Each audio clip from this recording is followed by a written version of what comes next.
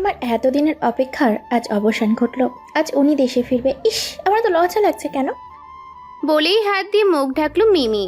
কিছুক্ষণ পর লজ্জা ভাব কাটিয়ে আয়নার দিকে তাকালো মিমি।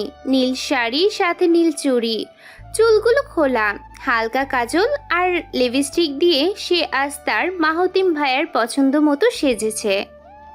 আচ্ছা, আমি যে ওনার পছন্দের রঙের শাড়ি পরেছি, ওনার কাছে কি আমাকে ভালো লাগবে? ইস, ভাবতেই লজ্জা লাগছে। মিমি, তুই কি যাবে না আমাদের সাথে, নাকি আয়নার সামনে বসে থাকবি? যদি না যাস তো বলে দে, আমরা চলে যাই। মিমি চোখ তুলে পিছনে তাকিয়ে বলল, না না, ভাইয়া আমি যাব তোমাদের সাথে। হুম, চলো তাহলে। দাদাই, দাদিমা, চলো, আমাদের দেরি হয়ে যাচ্ছে। তারপর সবাই এয়ারপোর্টের উদ্দেশ্যে রওনা দিল মাহাতিমকে রিসিভ করার জন্য। আপাতত বলে রাখি, মাহাতিম মিমির চাচাতো ভাই, বাকিটা আস্তে আস্তে জানতে পারবেন। অনেক বছর পর মাহাতিম দেশে ফিরছে, তাই সবাই অনেক খুশি। মাহাতিম লন্ডনে থাকে। ছোটবেলা মাহাতিমের বাবা মা গাড়ি অ্যাক্সিডেন্টে মারা যাওয়ার পর ও লন্ডনে চলে যায় আর মামার কাছে। তারপর আর বাড়িতে আসেনি।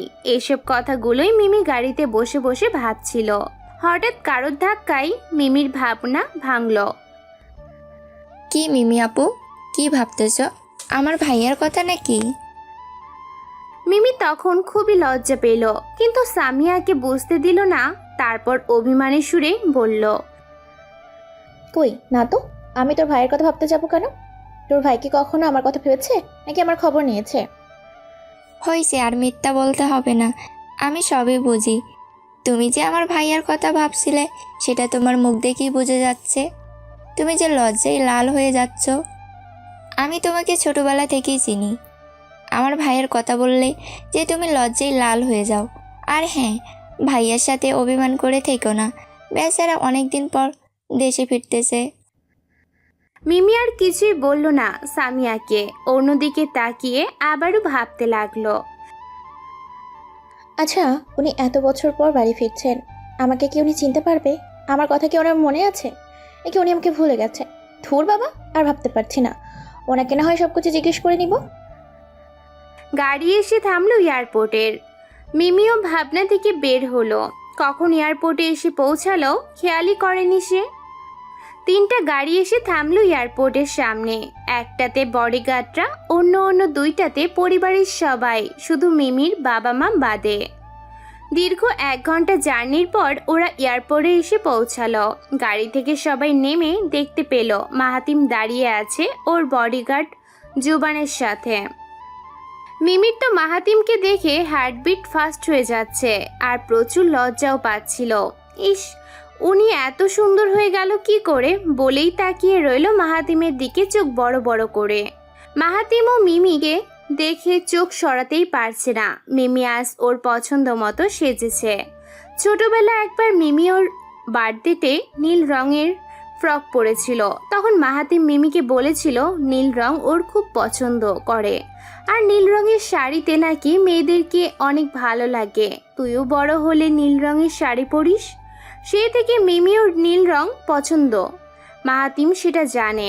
মাহাতিম মিমিকে আরো কিছুক্ষণ দেখে নিজেকে কোনো ওরকমে সামলিয়ে সবার কাছে এলো।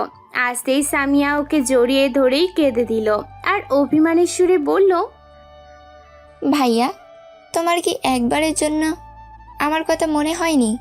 আমাকে দেখতে ইচ্ছে করেনি? কেন আমাকে একা রেখেই তুমি চলে গিয়েছিলে? বাবা মা মারা যাওয়ার পর আমি কতটা একা হয়ে গিয়েছিলাম। তারপর তুমিও আমাকে রেখে চলে গেলে, নিজেকে আমার কতটা একা মনে হতো জানো তুমি? আমি কতটা কষ্টে এতগুলো দিন পার করেছি জানো তুমি?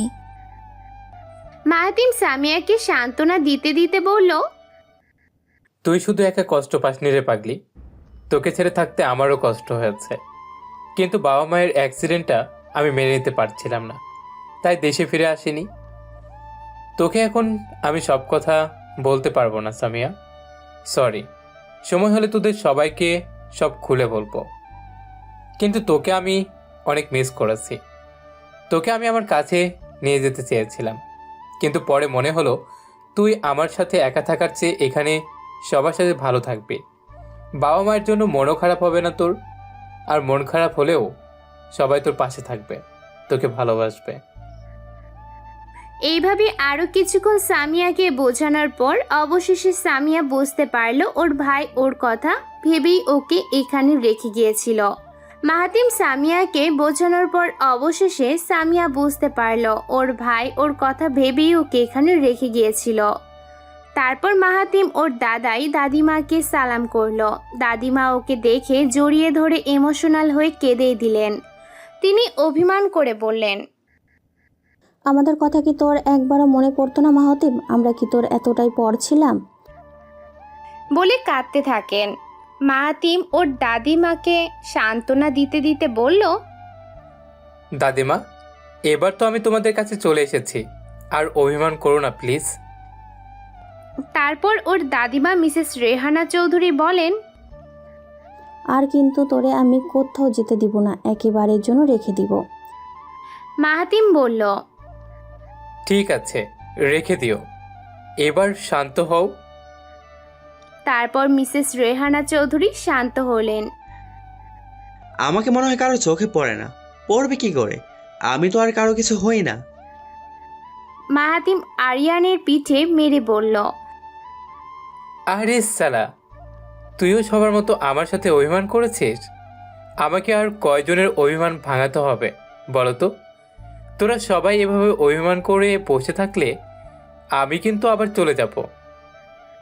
বলেই পেছনে হাঁটা শুরু করলো। আরিয়ান বলে ওঠে, হইছে, আপনাকে আর কোথাও যেতে হবে না, বাড়িতে চলেন আমাদের সাথে, তাহলেই হবে।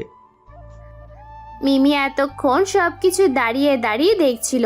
ভেবেছিল মাহাতিম মনে হয় এবার ওর কাছে এসে ওকে জড়িয়ে ধরবে, কিন্তু মাহাতিম ওকে কোনো কিছুই বলল না, ওর দিকে তাকালোও না।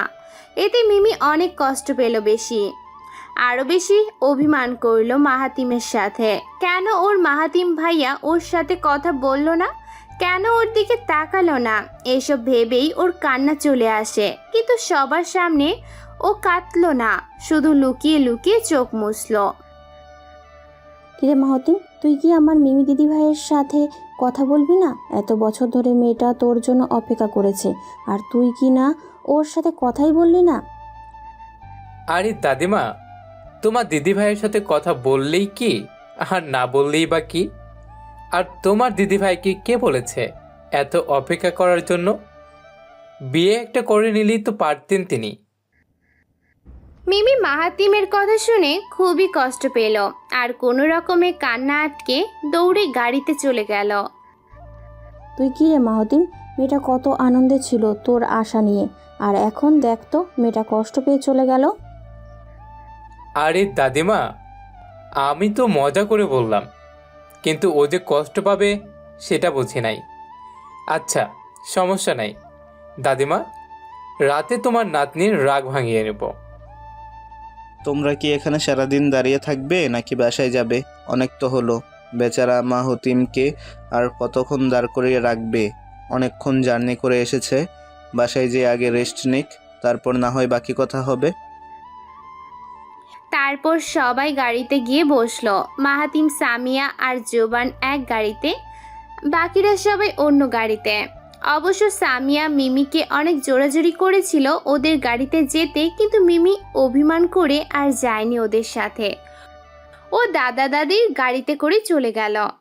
গাড়িতে বসে সামিয়া মাহাতিমকে বলল, ভাইয়া, তোমার কিন্তু মিমিকে কষ্ট দেওয়া একদম উচিত হয়নি। তুমি জানো বেচারি মিমি কতটা খুশি ছিল আসার কথা শুনে? গাড়িতে বসে সারাটা রাস্তা তোমার কথাই ভেবেছে, আর তুমি কি না ওরে কষ্ট দিলেই, ওর সাথে কথাই বললে না। আচ্ছা বাবা, আমি ওকে আর কষ্ট দেব না, বাড়িতে যেয়ে ওর সাথে কথা বলবো, কেমন? আচ্ছা ঠিক আছে। বাড়ির সামনে এসে গাড়ি থামতেই সবাই গাড়ি থেকে নামলো। মিমি গাড়ি থেকে নেমে আর কারোর দিকে না তাকিয়ে সোজা চলে গেল বাড়ির ভিতরে। এসেই ও ওর রুমে এসে দরজা বন্ধ করে দিয়ে কাঁদতে লাগলো। মাহাতিম মিমির যাওয়া তাকিয়ে থেকে দেখছিল, কিন্তু কিছু বলল না, কারণ ও জানে ওর ছোট বউটা ওর সাথে অভিমান করে আছে। মাহাতি মিমির যাওয়ার দিকে তাকিয়ে থেকে দেখছিল, কিন্তু কিছু বলল না, কারণ ও জানে ওর বউটা ওর সাথে অভিমান করে আছে।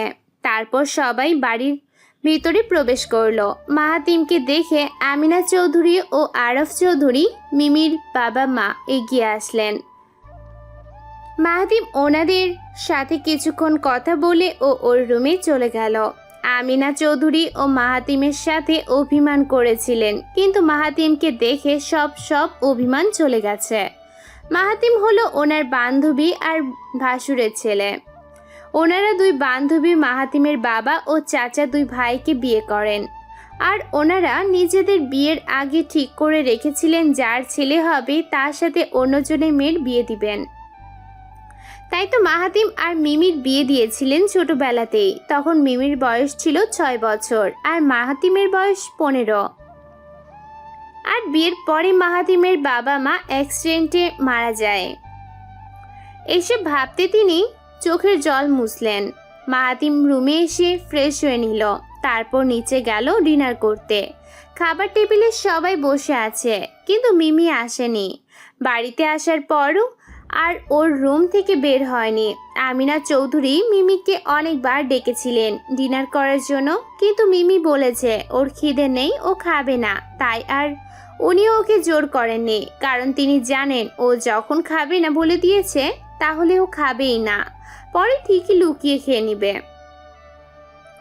ডিনার শেষ করে যে যার রুমে চলে গেল। মাহাতিম খাবারের প্লেটে খাবার নিয়ে মিমির দিকে গেল। মিমির রুমের দরজা বন্ধ দেখে মিমিকে ডাকতে লাগলো, কিন্তু মিমি দরজা খুলছে না। তাই আবারও ডাকতে লাগলো। কি হলো মিমু, তুমি শুনতে পাচ্ছ না? তোমাকে দরজা খুলতে বলেছি তো। মিমু, আমাকে রাগিও না। এবার যদি দরজা না খুলো তাহলে কিন্তু খুব খারাপ হবে। আমি কি করব আমি নিজেও জানি না। মিমি এবার বেশ ভয় পেয়ে যায়, কারণ ও মাহাতিমের রাগ সম্পর্কে জানে। কারণ ছোটবেলা ও অনেকবার মাহাতিমের রাগ দেখেছে, সে থেকে ও মাহাতিমকে অনেক ভয় পায়। মিমি ভয় নিয়ে এবার দরজা খুলে দিল। কি হলো? আমার শাড়ির মতো চিল্লাচ্ছেন কেন? দরজা খুলতে মাহাতিম ভিতরে আসলো। কি? আমি ষাঁড়ের মতো চিল্লাচ্ছি? আমাকে ষাঁড় বলো? তোমার এত সাহস আসে কোথা থেকে? সাহস আবার কোত্থেকে আসবে? হয়েছে, এবার তোমার আজাইরা কথা বন্ধ করো।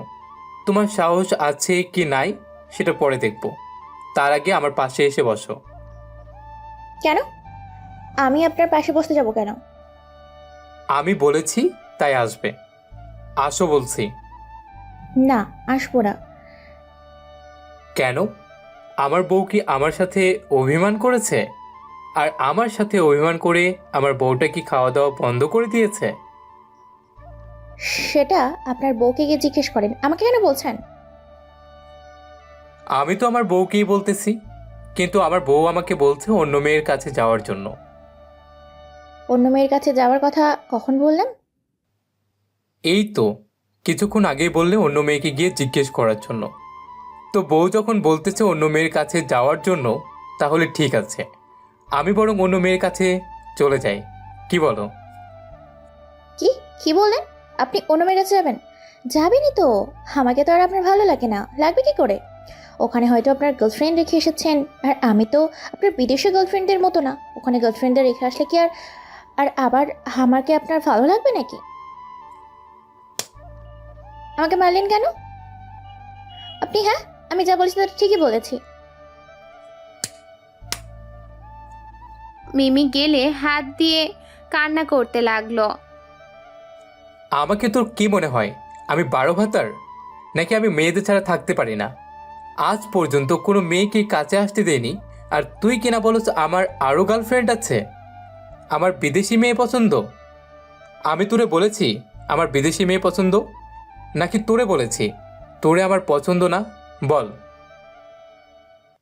কি হলো, বলছিস না কেন? ভেবেছিলাম আজকে তোর সাথে একটু সুন্দর সময় কাটাবো, তোকে একটু মন ভরে দেখবো। তা তো আর হলোই না, মেজাজটাই খারাপ করে দিলি।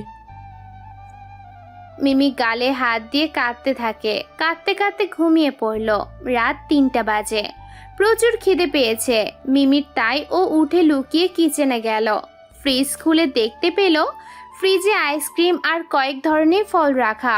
ও এগুলো দেখে ভাবতেছে, আচ্ছা আমি এগুলো খাবো নাকি খাবো না? আমি তো রাগ করেছি। ধুর বাবা, এখন এত রাগ কাকে দেখাবো? কেউ তো নেই। আগে বরং খিনি, ও জোর খিদে পেয়েছে, বাকিরা কাল দেখাবো না যাবে। তারপর সব ভাবনার অবসান ঘটিয়ে ও 2টা আপেল খেয়ে চুপি চুপি আবার রুমে চলে আসলো। মাহাতিম এতক্ষণ দাঁড়িয়ে দাঁড়িয়ে মিমির সব কাণ্ড দেখছিল আর হাসছিল। তারপর মনে মনে বলল, এই মেয়ে এখনো বাচ্চায় রয়ে গেল, কবে যে বড় হবে। বলেই পানি নিয়ে রুমে চলে যায়। মাহাতিম পানি নিতে এসেছিল কিচেনে, এসে মিমিকে দেখে লুকিয়ে পড়ে মিমির কাণ্ড কারখানা দেখে হাসতেছে। সকালে সবাই একসাথে বসে নাস্তা করছে। তখনই মিমি রেডি হয়ে নিচে আসলো কলেজে যাবে বলে। তখনই আমিনা চৌধুরী মিমিকে ডেকে বললেন, কিরে মিমি, নাস্তা করবি না? না আম্মু, আমার খিদে নেই, আমি খাবো না। কেন খাবি না? রাত থেকে তো কিছুই খাসনি। বললাম তো আম্মু, আমার খিদে নেই। খিদে পেলে আমি ক্যান্টিন থেকে কিছু খেয়ে নিব। বলেই চলে যেতে নিল। এই মিমি শোন, তুই একা একা কোথায় যাচ্ছিস?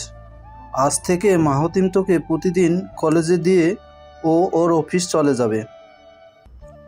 মিমি দাঁড়িয়ে বলল, কেন বাবা, আমি কি এখনো ছোট নাকি যে আমি একা একা যেতে পারবো না? কাউকে আমার কলেজে দিয়ে আসতে হবে না।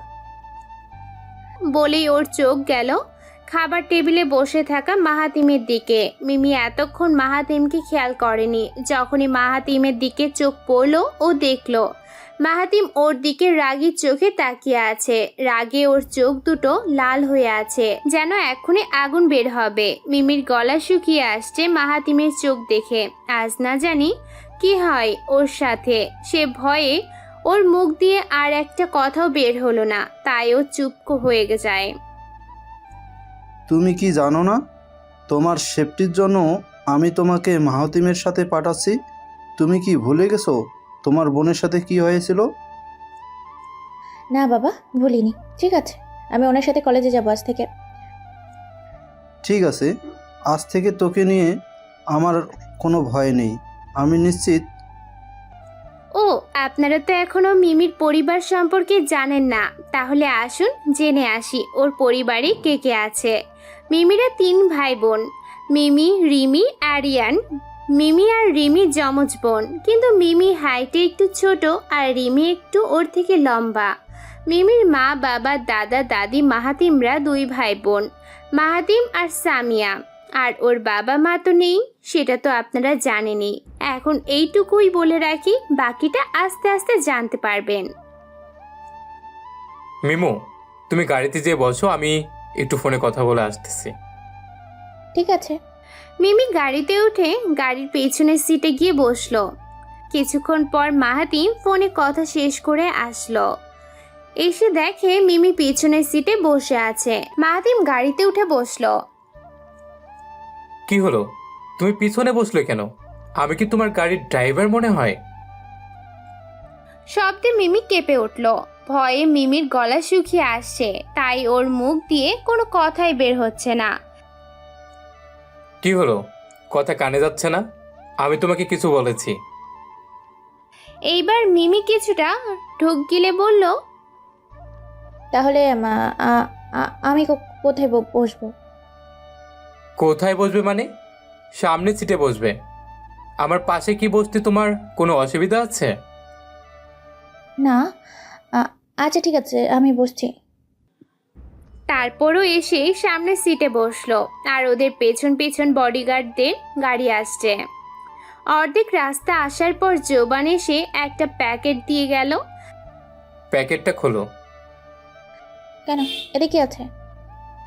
আগে খোলো, তারপর দেখতে পাবে এতে কি আছে।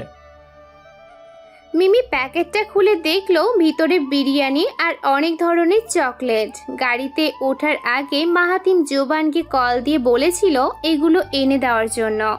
চকলেট দেখেও লোভ সামলাতে না পেয়ে ও চকলেট খেতে শুরু করে দিল। তারপর ওর মনে পড়ল, আরে আমি তো রেগে আছি। ধুর বাবা, কেন যে চকলেট দেখে লোভ সামলাতে পারি না কে জানে। ও চকলেট খাওয়া থামিয়ে দিয়ে মাহাতিমকে বলল, আমি খাবো না এগুলো, আপনার খাবার আপনি খান। মাহাতিম মিমির পাগলামো দেখে লুকিয়ে লুকিয়ে হাসছিল, কিন্তু মিমিকে বুঝতে দিল না। তারপর রাগী ভাব নিয়ে বলল, চকলেট যখন খেয়েছো তাহলে বাকি খাবারগুলোও খেতে হবে, না হলে যতক্ষণ চকলেট খেয়েছো সবগুলো চকলেট তোমার পেট কেটে বের করে নিব কিন্তু। কি, আপনি আপনার পেট কাটবেন মাত্র 3টা চকলেটের জন্য? মাহাতিম মিমির কথা শুনে লুকিয়ে লুকিয়ে হাসলো, তারপর আবারও বলল, হ্যাঁ কাটবো তো, তুমি যদি আমার কথা না শোনো আর বাকি খাবারগুলো না খাও। এইবার মিমি কেঁদেই দিল আর বলল, আচ্ছা ঠিক আছে, আমি খেয়ে নিচ্ছি সব খাবার, তবুও আমার পেট কাটবেন না প্লিজ। তাড়াতাড়ি শেষ করো, তোমার কলেজে প্রায় চলে এসেছি কিন্তু। মিমি হাতের তালু দিয়ে নাক মুছে নিয়ে তাড়াতাড়ি খাবার শেষ করতে লাগলো, না হলে যে আজ ওর পেট কাটা পড়বে সেই ভয়ে। যাও নামো, তোমার কলেজে এসে পড়েছি। মিমি গাড়ি থেকে নামতে যাবে তখনই মনে পড়ল, আমি তো বাকি চকলেটগুলো খাইনি, ওগুলো কি নিয়ে নিব নাকি গাড়িতেই রেখে যাব? কিন্তু উনি যদি আমার চকলেটগুলো খেয়ে নেয় তাহলে?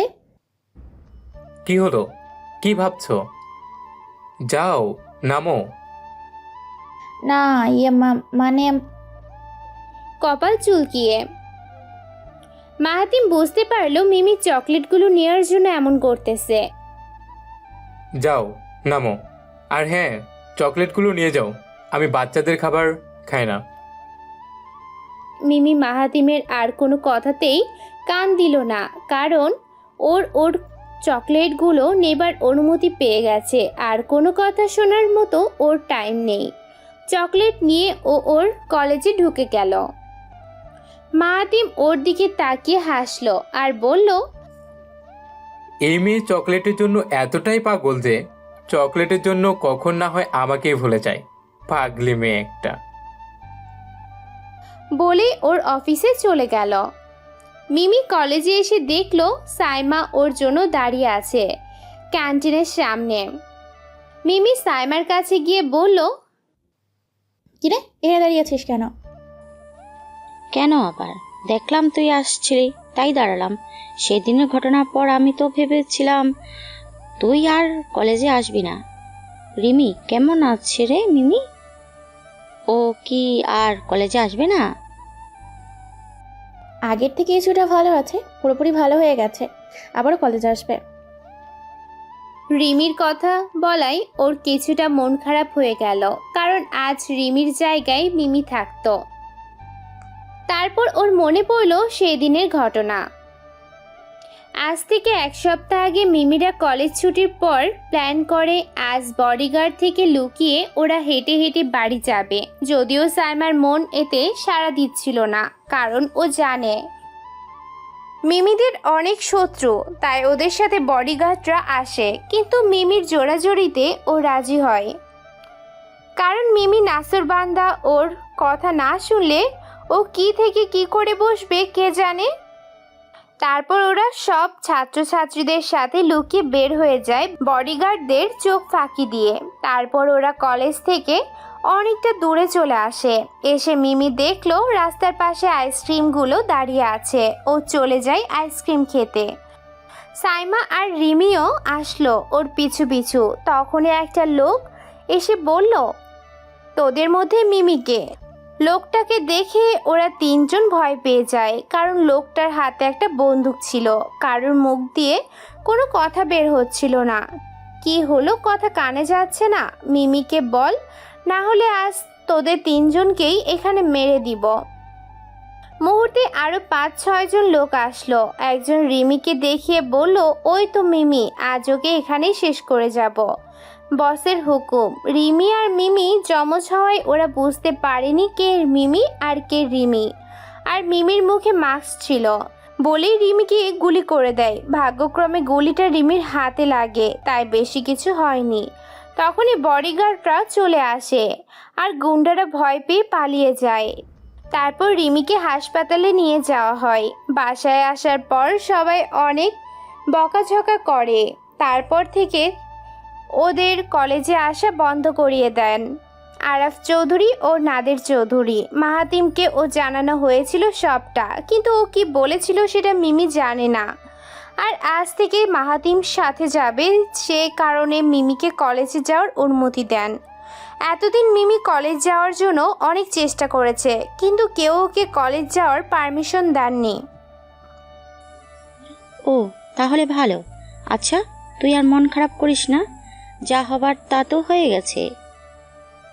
বলে কথা অন্যদিকে ঘুরিয়ে নিয়ে সাইমা বলল, মিমি, আজ তোকে এত খুশি লাগছিল কেন রে? কিছুক্ষণ আগে দেখলাম হেসে হেসে কলেজে ঢুকছিলি। সাইমার কথাই ভাবনা থেকে বের হলো মিমি। মুহূর্তে সব কিছু ভুলে গিয়ে মিমি বলল, খুশি লাগবে না? দেখোস না এতগুলো চকলেট পেয়েছি। তার জন্য কেউ এত খুশি হয় নাকি? কেন খুশি না হলেও আমি খুশি হই, জানোস না তুই? না, জানতাম না তো, আজ জানলাম। সাইমা জানে মিমি চকলেট খেতে কতটা পছন্দ করে। এখন তো জানলি। আয়, এবার দুজন মিলে চকলেট খাই। না না, তোকে কেন আমার চকলেট দিব? এগুলো তো আমি একাই খাবো, কারণ এগুলো আমার উনি আমাকে দিয়েছে। এসেছে। তোর উনি মানে মাহাতিম ভাইয়া কি দেশে চলে আসছে নাকি? তো কালই তো আসলো। তুই তো আমাকে আগে বলিসনি উনি যে আসবে। উনি তো দেশে আসতে চাইতো না, তাহলে কিভাবে আসলো? আরে আমি কি জানতাম নাকি উনি আসবে? আমি তো হঠাৎ করে জানতে পেরেছিলাম উনি আসবে, তাই খুশিতে তোকে জানতে ভুলে গেছিলাম। আর উনি আসার পরে আমার সাথে একটু সুন্দরভাবে কথা বলেনি, শুধু রাগ দেখায়। ও আচ্ছা, আর তুই ওনার সাথে অভিমান করছিস কেন? এতদিন পর তো উনি দেশে আসলো, কিছুদিন পর সব ঠিক হয়ে যাবে। আর উনি তোর সাথে সুন্দর করে কথাও বলবে, দেখিস। তাই যেন হয়। আচ্ছা মিমি, উনি এমন হঠাৎ করে দেশে চলে আসলো কেন বলতো? আমার তো মনে হয় ওই দিন যে তোদের উপর আক্রমণ হয়েছিল, তাই উনি তোকে নিয়ে ভয় পেয়ে দেশে চলে আসছে। কি জানি বাবা, হবে হয়তো। চল এবার ক্লাসে যাই, লেট হয়ে যাচ্ছে তো। চল। মিমির ছোট মাথায় এত কিছু ঢুকলো না।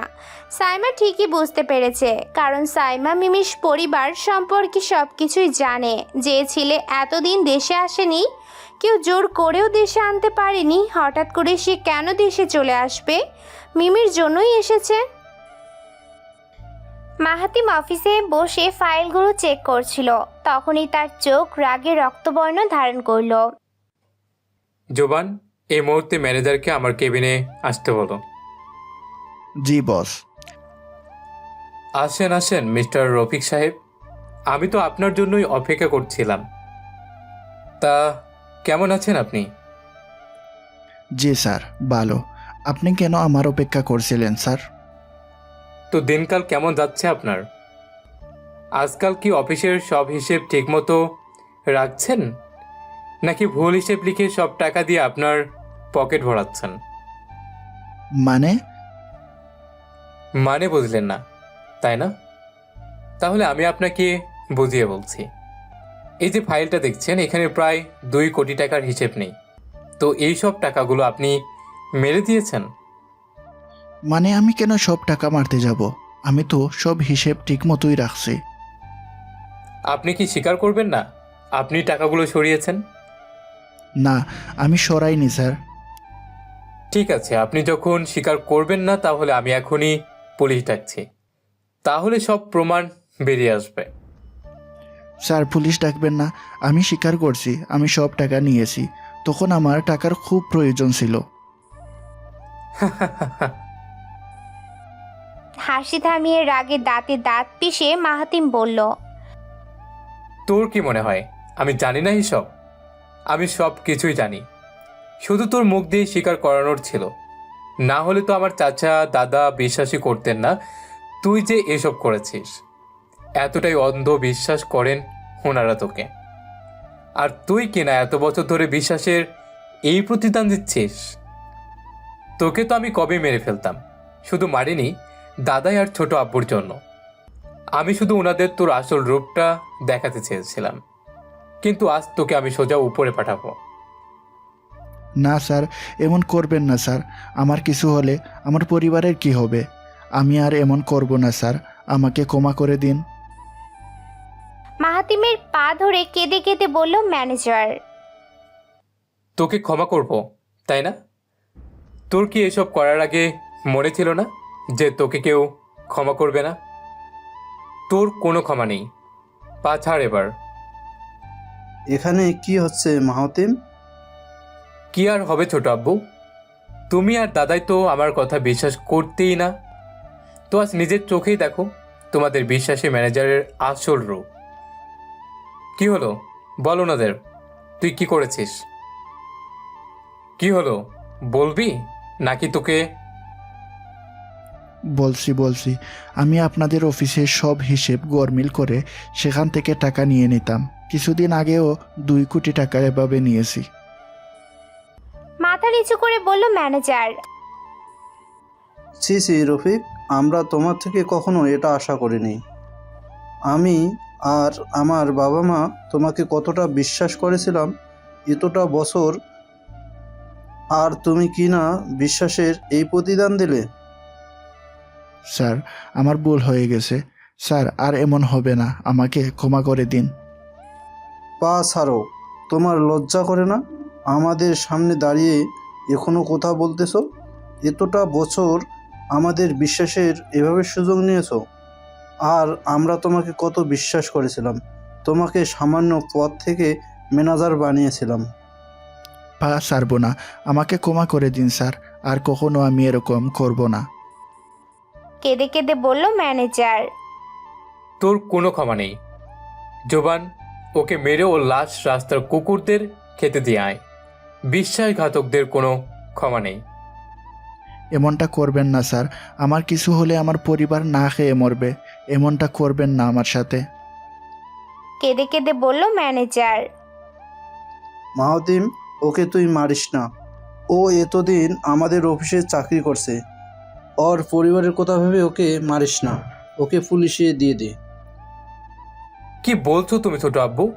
ও আমাদের এত বড় ক্ষতি করেছে, আর তুমি ওকে এই সামান্য শাস্তি দিতে বলছো?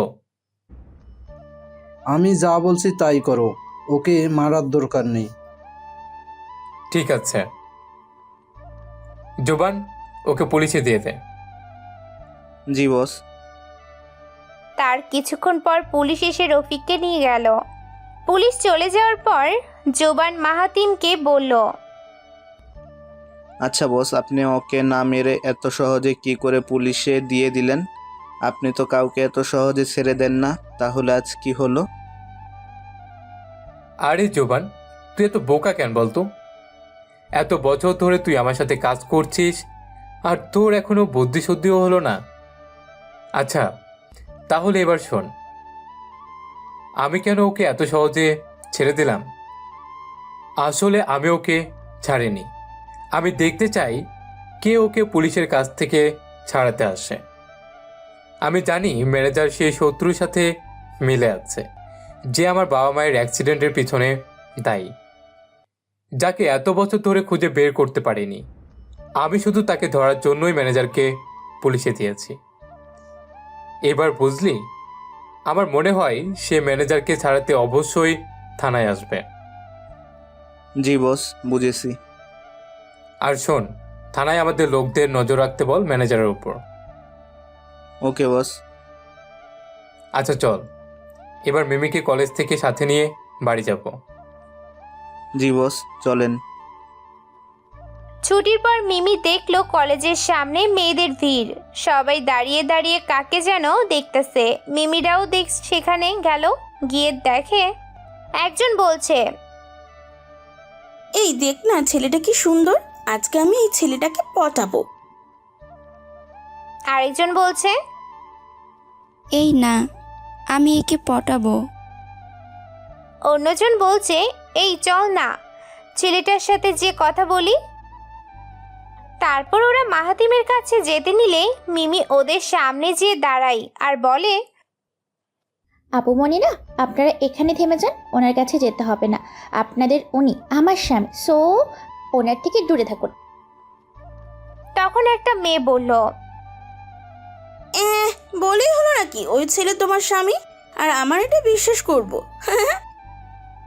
আরেকটা মেয়ে বলল, এই পিচ্চি মেয়ে বলে কি? হ্যাঁ, তো এখনো নিজেকেই সামলাতে পারবে না, আবার বলে নাকি স্বামীও আছে।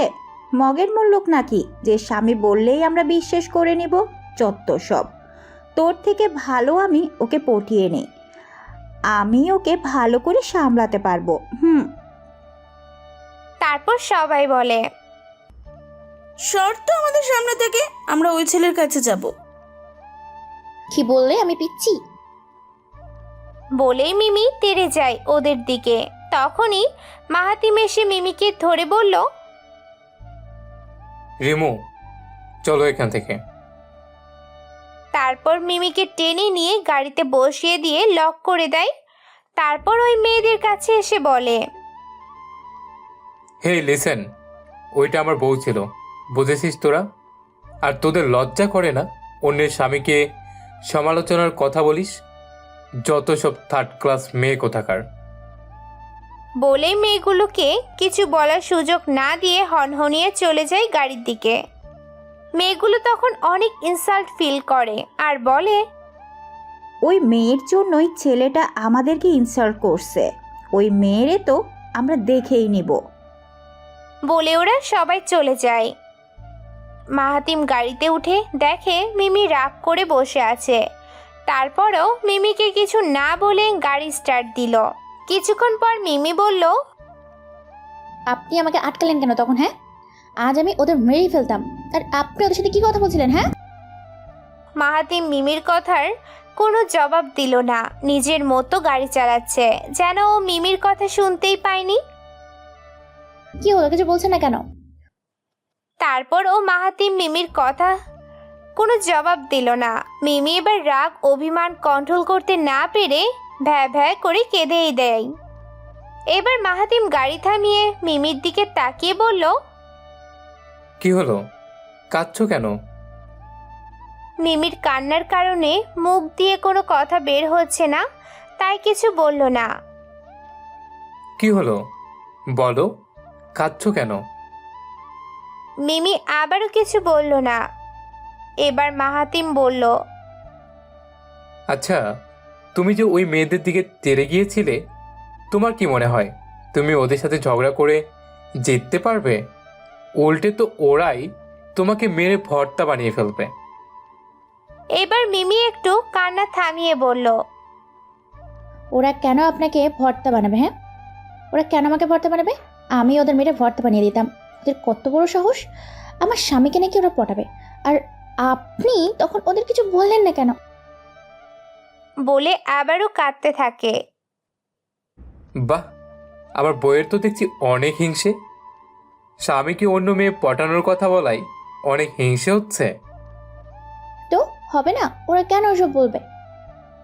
আচ্ছা, আর কাঁদতে হবে না, এবার কান্না থামাও। তোমার স্বামীকে পটানো এত সহজ নাকি যে ওরা তোমার স্বামীকে পটিয়ে নেবে? না, আমি আরো কাঁদবো। এবার কিন্তু বেশি বেশি হয়ে যাচ্ছে মিমু। আপনি একটা পচা বদলো। কেন? আমি আবার কি করলাম? কি করেননি সেটা বলুন। আপনি আমাকে গাড়িতে বন্ধ করে রেখে ওই মেয়েদেরকে কি বলছিলেন?